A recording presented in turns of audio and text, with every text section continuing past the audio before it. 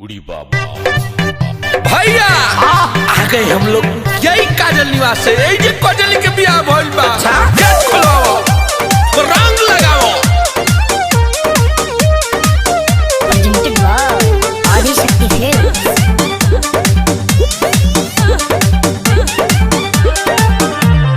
बारे पगले तू मजनुआ ससुरो में आइले रे जनुआ नैहर में यरबू तू भोग ले लसु आ ससुरो में आके बढ़ावा तारा दुख अरे भाग यहाँ से बेंगो।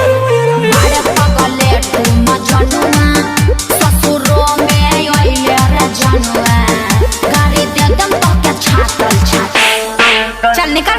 रंग डालवाई के बोलो सुगा बोलो अरे रंग डालवाई के पताल गइलू काजल सैया भिरी मरलू हो बड़ी बुरा लागो। रंग डालवाई के पताल गइलू काजल सैया भिरी मरलू हो बड़ी बुरा लागो। भगवा लोग की ना मारा एक झपकी भाग फेंके लोग बलोग बड़ी बुरा लागो बड़ी बुरा लागो।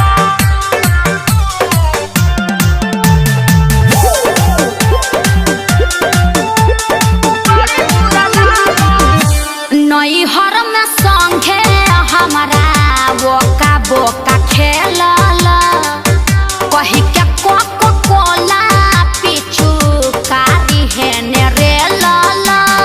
और होली में चौपन रंगावले रहलू हो क्या साथी बाती रंगावली बुकिरिया खइले रहू हो काथी क्रिया चोली के ओ घरी रही नहीं दांतल दांतल अरे जोन रे मटी लगना रंग डालवाई के बोल बेबी बोल अरे रंग डालवाई के पताल गइलू काजल सैया भिरी मरलू हो बड़ी बुरा लागो।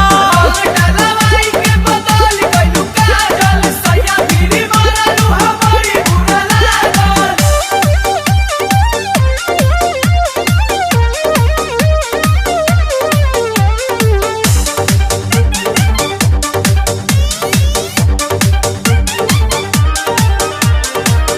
रोवल गावल बंद कर निकना हिलागे करतई नसलटी बड़ भक्तरू के आगे।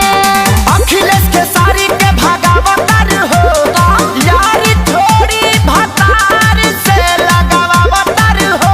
हम तो सेनुर डलले उ तो लगैब तू आ पाई तू पेन्ही अइला फाटल फाटल मोहतरमा ये पैसन है हमरो के मारतिया बनरी। अब पीएम हो क्या भाग अरे रंग डालवाई के खाली बोलोगे बे अरे रंग डालवाई के पताल गइलू काजल सैया भिरी मरलू हो बड़ी बुरा लागो।